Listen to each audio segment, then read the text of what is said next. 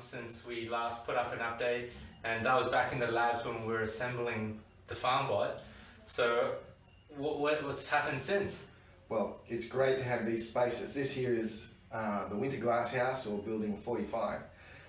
So the land team has allowed us the use of this space, and so what I've done, based on the maximum size that the Farmbot's designed to operate within, I've built a box. I think it's 3 by 1.5, 2-inch walls. We've been able to recycle all this timber from some deconstruction work we've had, so some of the buildings that were on the lots in the wrong place, and so that's given us great advantage. So we've got this beautiful stuff. I've treated it with the not boiled linseed oil, raw linseed, and so that gives it a seal. And then this this layer here is that geofabric, tech fabric, probably comes in different names. But the idea is this will hold about 1.2 cubic metres of soil, and the bot itself is sort of gantry with Z-axis and I guess this is the X-axis and a Y-axis, and using a combination of those, it can find any place within this planting bed.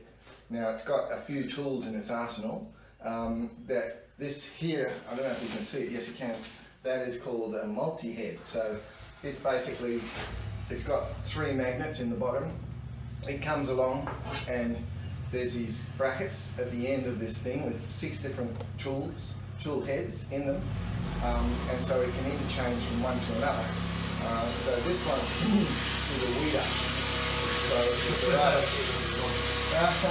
we've got something else going outside at the moment. Oh, that's our bush saw, having a go at cutting up some logs. Anyway, so this here is a weeder. It's a rather Darth Vader looking device for taking out little growths that don't fit in the pattern of plantings. See, that's how it identifies what's a So where to from here? Like how? What's next? Yeah, what's next before we have automated production? Well, there's no shortage of people that are hungry, so I would suggest soil would be a good start. We've got the watering hooked up, we've got the power hooked up. The machine itself, we got to do some really rudimentary movements on last weekend, like 100 mil up and down on each axis, so it shows that it's wired up correctly.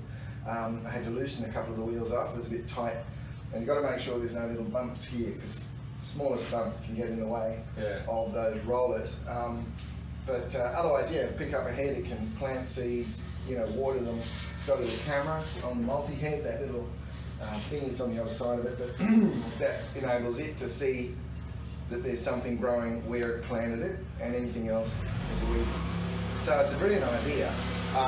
How it all pans out in practice, basically this is a testing period, so we're going to find out how well it performs. But of course it's in a glass house, and as I said to John before, it's you know, it's a surefire. I mean, we plant something in here and it's going to grow. Yeah. So we've got a little toolkit, you know, in case things need adjustment. So, alright.